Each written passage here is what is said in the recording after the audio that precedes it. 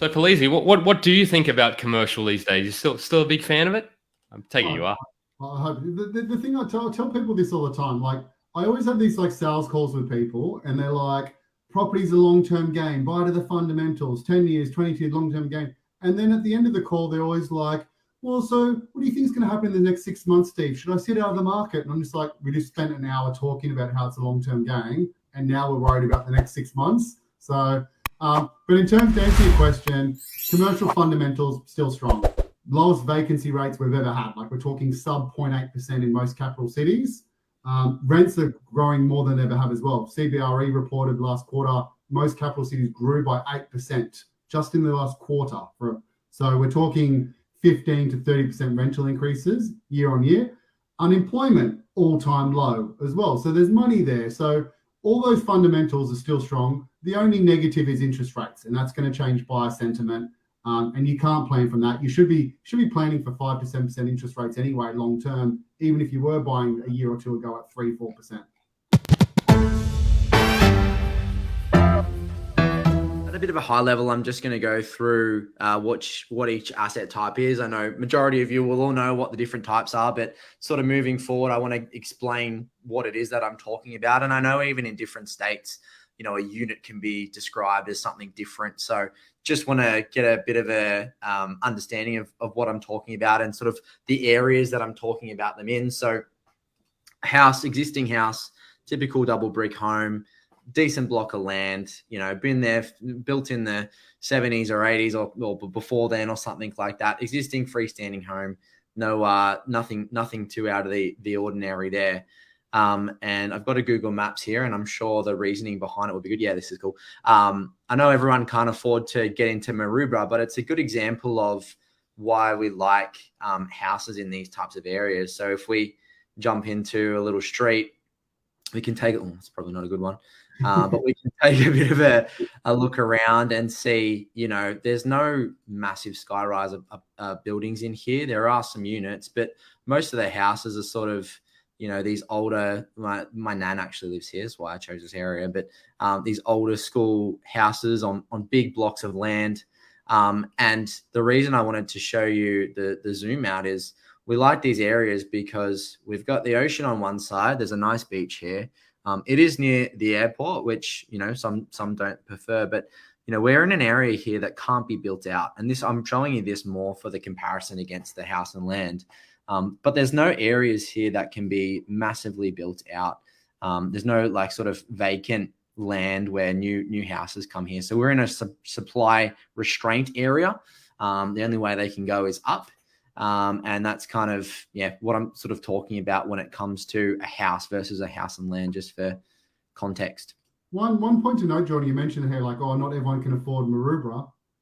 40 years ago, you could. The fundamentals that you just said about it's landlocked, you can't build out, things like that. Like, my dad actually had the choice between buying a house in Bondi and Parramatta, and he chose Parramatta because it was close to work. So you can see there the difference in fundamentals versus land. The difference in why Parramatta hasn't grown as much is because you can build all the way out to the Blue Mountains. So they've kept releasing stock in the Hills District and this and that. Maroubra, Bondi, that's landlocked. Yeah, exactly. That's crazy. That's such a crazy scenario, Parramatta versus Bondi. High level pros. So land is fundamentally what grows in value. You've got the ability to manufacture equity as long as council approves it. There's no sort of strata or other bodies that you have to abide by. Some cons is there is high maintenance costs. You have to look after the whole dwelling yourself. It is less affordable to get into those bigger dwellings, and generally comes with a lower yield just because there is a bigger land component.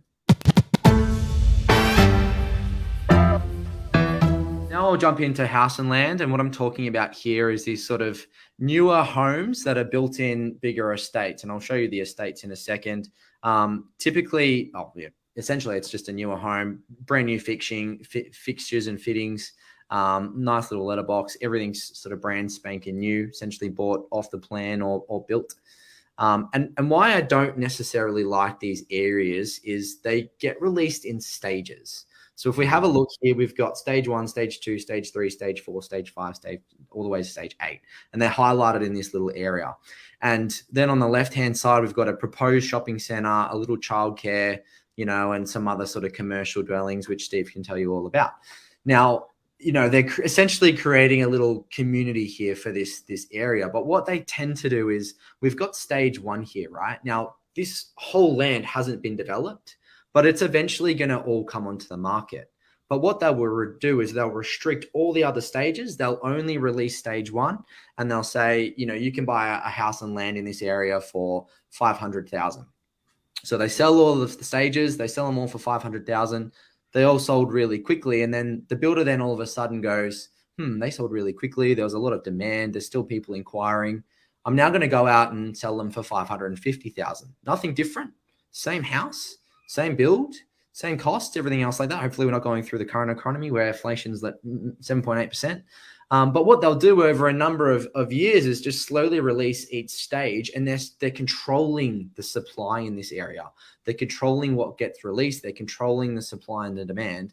And it's not that the value of the property has gone from 500 to 550 in the space of 6 months. It's that someone's controlled the supply that's on the market and determined that they can get more out of the dwelling. And so you get this false perception of, they're growing at 50% every 6 months. By 50 grand every 6 months, I may as well get in now.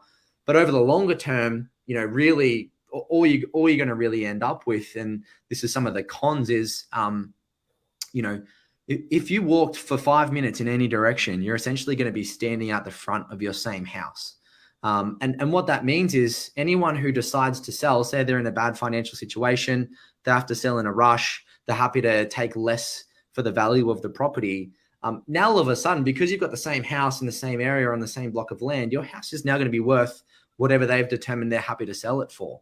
And so again, we have that whole supply and demand come into play here. Some other cons is again, high maintenance costs, because you own the whole dwelling, you have to look at it. There's a longer time commitment, especially if you're going through the build phase rather than buying it after it's been built. Some of the pros, though, of a house and land is, again, you have more space, still has that land component. If you're really into it and you like the shiny new objects, you've got that customization of the option, so you can pick your fixtures and fittings and design your floor plan and what aspect you want. It's more affordable to still get some block of land, and does sometimes come with some higher yields just because it's a newer build, and tenants are generally happy to pay for something newer and nice. I think that's pretty fair. And I've never looked at it the way you said it, is the builder and developer controls the supply, and that's one of the key reasons it goes up. I've always visualized it as the comparables are always there. That's why you pay more, because, and I'm sort of wrong in that regards, where like the first one, you've got negotiating power because there's no comparables. You're like, I want to pay this. But then by stage 3, stage 4, there's a whole 2 years worth of comparables. And it's a lot harder to be like, I want this for 650 when they've all sold for 725. And that's why they go for 750. So it's actually a really good way of looking at it. It's the developers in control, not you. Yeah, exactly. So units, what are we talking about with units? Generally, they're in sort of a block of 12 or 16 or something less than that. Can be sort of the old school double brick as well, like we saw with the old school houses, but generally in a lower amount or clump of units altogether. The reason, and this is a really good example of some of the pros and cons of units. There's good areas and there's bad areas, and I'll show you a good area in a second. But I would consider this probably, it's near Fairfield Station / Parramatta, but you can see how many of exactly the same dwellings there are within this area. So even though they're in a block of 12, and generally you want less because of the supply and demand ratio, in the area there's 10, 20 of the same dwellings, which means the supply is through the roof. Lo and behold, we're on a main road, plus right across from a train station as well. So not ticking many boxes here. But yeah, just a bit of an understanding of what a unit is there. And this one is probably an example of where a unit might be okay. I don't know where this is, but little block of unit, looks like there's 5 there, and does have beach access. Doesn't have beach views, but is close to the beach. And for someone who's over for a bit of a lifestyle driver, that could be a bit of a tick of one. So kind of looks like far north Queensland. It looks, could be wrong, but Probably. As always, though, guys, obviously do your due diligence and talk to town planners and stuff like that, because stuff changes. Like Gold Coast, we know had a huge oversupply at one point because they weren't building little 3-story ones. If next door builds a 20-story skyscraper for you, that's a lot of supply to the market within a short amount of time. Great point. And that's so true. Yeah, like you can see, these look like just normal family homes, but you know, if the council's approved one of these, the council can then approve 100 of these, which does start to impact the supply and demand ratios. Yeah, and there's exceptions to the rules, like the off the plan you showed before, the houses. Some of those can actually make sense in some coastal areas. Like if that's a small development where they're not doing 8 stages, they're doing a 1-stage 20-house development, that's still got the scarcity supply. And then those little communities are actually really in demand because people like the newness from it. There's money and there's affluence in the area. So there's always exceptions to the rule. Yeah, spot on. Quick pros, so lower maintenance costs. They can be more affordable. Sometimes they come with amenities, which is generally bad for us anyway, but good for tenants. And typically do come with higher yields, although not always. Cons, there's less space. You got your strata. Again, acceptable to anyone else who sells. So, you know, if number 2 decides to sell at a lower price, then typically number 1 is valued at that price. And it comes with a lesser land component as well. And then again, just going through things quickly, when we're talking about apartments, we're talking about high rises, as Steve mentioned before, where, you know, it might potentially be okay as if you had like somewhere in a beach view or a water view or something like that. You know, again, you are. It's like it's near the North Stain Hotel. Yeah, well, you know, the Stain Hotel in Manly. Still, you know, there's still a ton of them in the same space, so you are still susceptible to them. But you know, you do have those views which that can't be built out, which is really important as well. Yeah. Essentially the same pros and cons for the unit. So more affordable amenities, security in apartments as well, and then higher yields. Again, the cons are essentially the same there. So 3 areas I broke down. Brisbane in New Farm, I'm going to do a houses versus units and how they've performed. I've broken down every time that they've sold, the period between the times they've sold and the different growth rates. First 2 are houses. We'll check them out. I was going to do some high-level due diligence. So this sold for $2.5 million back in 2021. Really, really nice dwelling. Looks like it's obviously been recently renovated. Looking quite good from that side of things. Really nice home. If we look at where it is on the map, you know, we're a little bit further back, not near the main streets or anything else like that. Probably got a nice strip of shop somewhere local state school really close as well, which is sometimes a big driver of the demand of new areas. But good little place. Now, if we look at when that sold, so it last sold in 2021 for 2.5. The previous time before that, it sold in 2007 for 795. So there's a 14-year gap there and a growth of 1.7 mil. It's a 214% growth since the last sale, and it's compounded at about 8.5%. Previous time before that was 2000. It was valued at 268. 7 years between there. It's grown by nearly 200%. And that's compounded at 16%. And this is really where I wanted to tie in that pro solution graph of how different periods of time the same property can grow at different rates, right? And, you know, there might be a renovation and other things that are factored in here that we can't really see when they were done. But just good to get an understanding of different time periods and how they've performed. If we go back to the original sale, sold for $113K back in 1988. Which means essentially over a 33-year period, it's compounded at 9.84%. Now, the Australian average, and I hate using this number because every market's different, but the Australian average is 6.8%. So, or if we looked back at that graph beforehand from Pro Solution, the Sydney, Melbourne, and Brisbane, it was like 7.2 to 8.2 or something like that. So, performed well above the average here. That's interesting. Do you think that's just before we go on to the next one? Do you think that's because of its more of a luxurious sort of scarcity in demand? It looks pretty nice. Yeah, it's definitely nice. I personally don't know Brisbane that well, or New Farm that well, but it is a very nice dwelling. Like if you have a look at some of the fixtures, I mean, who wouldn't really want to live there?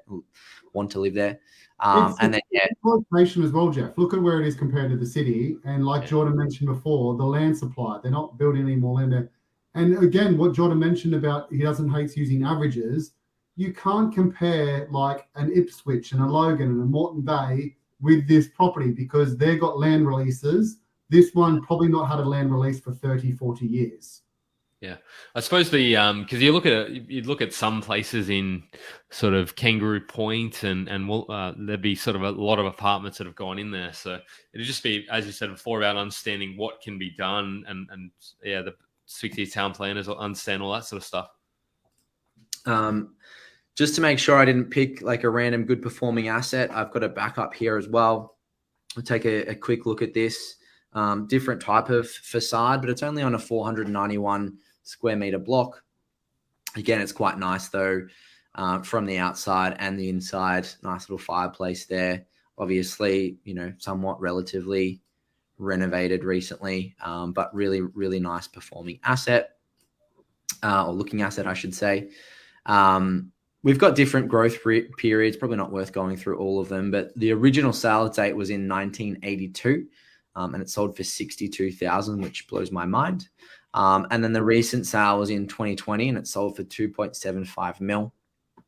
Essentially over a 38-year period there, it's performed at an average of 10.49%, which again is pretty crazy over that longer time period. If we have a look at the map of where it is, it's very similar to where the previous one is, a little bit closer to the water, but essentially, a street or two across from where we were beforehand.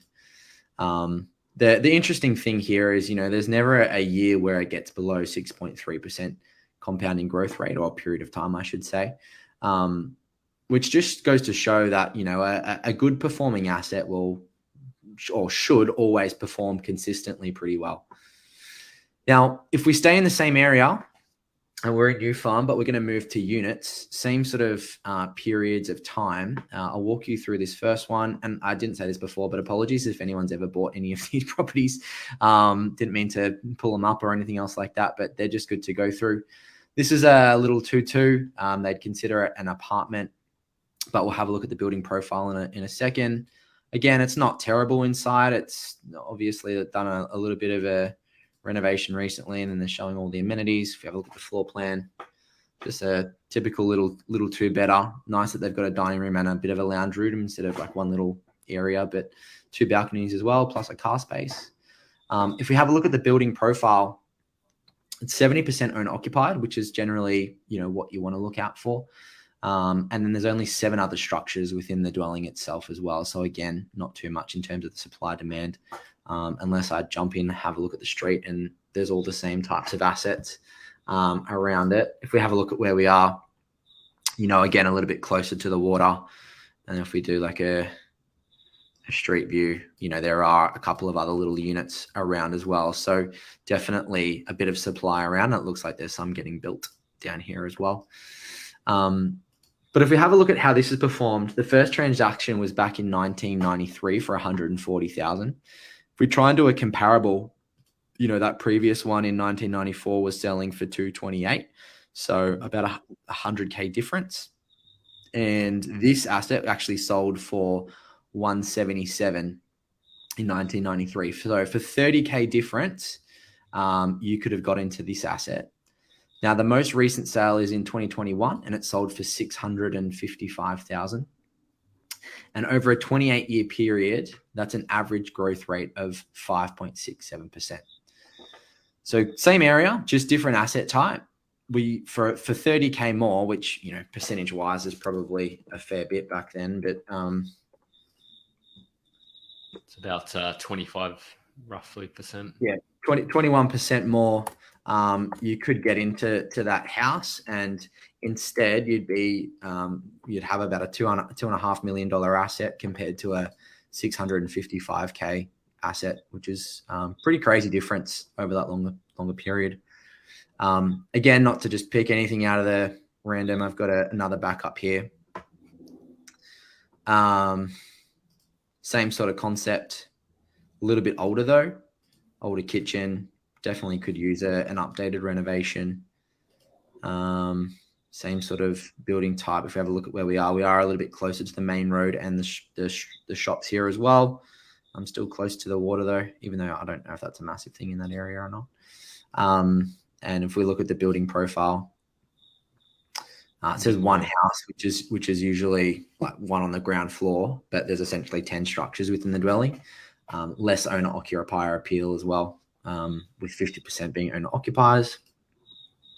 Sold in 1998 for 78,000, and then the most recent sale is in 2021 at 438,000, which over a 30-year time period equates to about a 5.14% compounding growth rate, which, you know, again, is huge. I don't know if we have any comparison. This is 1982, 1989. Could have bought that for 62,000, and, you know, had a $2.7 million property, compared to buying this 7 years later for 20 grand more. You know, you'd only be at 435,000.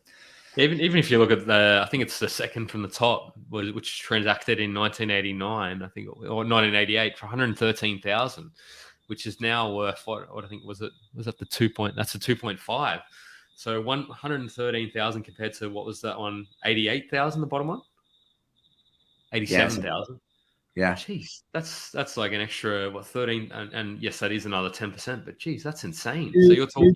We've got to not get caught up though on the number of values, the percentage though, because it's like the difference between buying a 1.25 mil house in Sydney or $1 million apartment. Like it is still 25% is still a considerable difference in people's budgets. Yeah. Now we actually see that question all the time in Ozprop, where people go, "Oh, do I fork out and buy a 600 grand apartment, or do I wait and buy $1 million one?" And this is exactly the point of this webinar.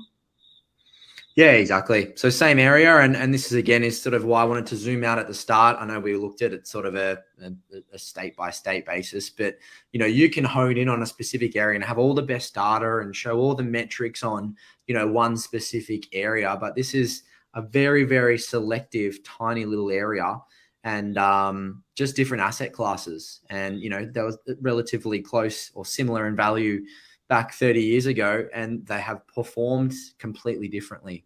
And I think that's why it always comes down to the actual asset rather than, and again, sticking to the fundamentals rather than, you know, all the glitz and show and everything else like that.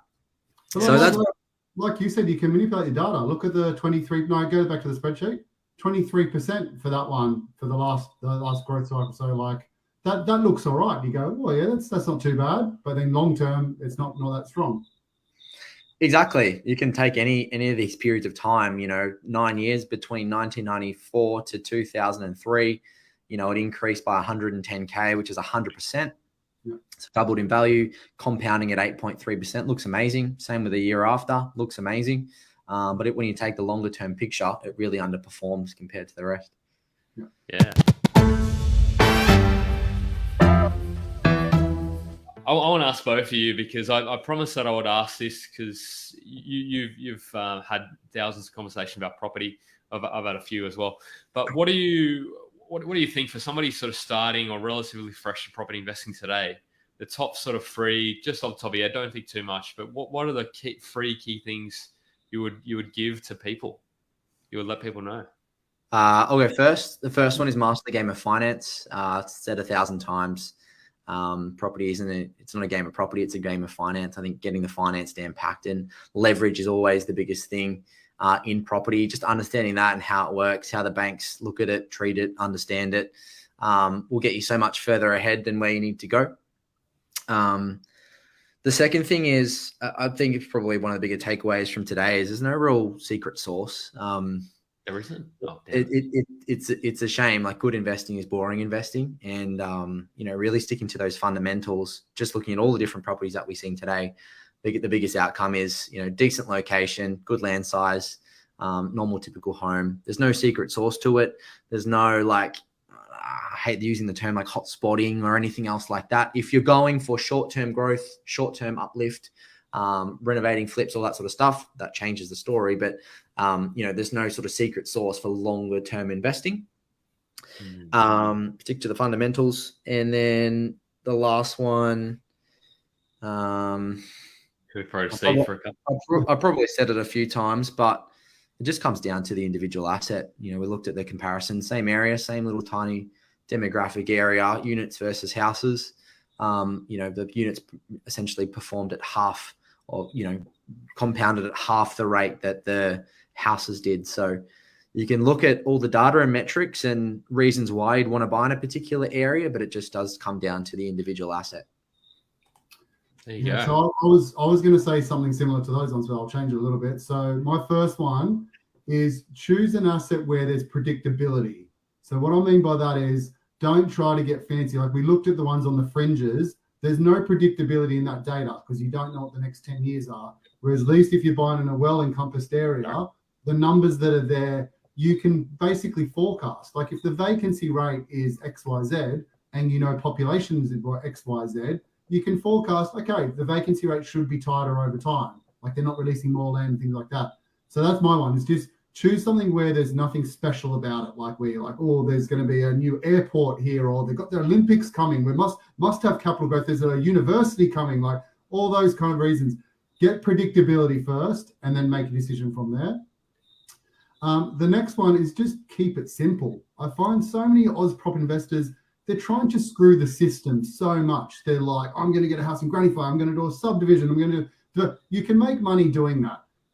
But Jordan showed like that new farm property, if you just bought 2 of them 20, 30 years ago, you are a high net worth individual. You have a lot of money in your bank. You can retire as a very wealthy individual. And even like my personal portfolio, my best performing ones are just simple set and forgets. They haven't been the granny flats and the subdivisions, and I've done a duplex development and all that type of stuff. They're nice little money kickers, but getting the simple fundamentals right, it's easy. Just buy to the fundamentals. Was that 2? Was that 3, Polizzi? Sorry. I don't know. I ramble a lot. Worth 3 at least. I think the first one was something about asset selection. Oh yeah, it was about buying something where you can predict the next 10 years, not based on an assumption. Like I said, I get asked almost every single day, is now the right time to buy in Brisbane because there's Olympics coming?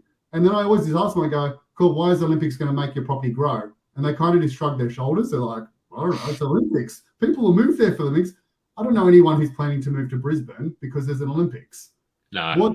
What that does do, though, I'll be serious now, I was being facetious, is it brings infrastructure to the area because local councils spend lots of money there and update the infrastructure, which in turn brings population growth, gentrification, people to the area, which will then increase the price. So it's not the Olympics, it's what's coming, but it's not instant. You don't flick your fingers and it grows. Like the example, Sydney Olympics. Like I grew up near like Sydney Olympic Park and things like that.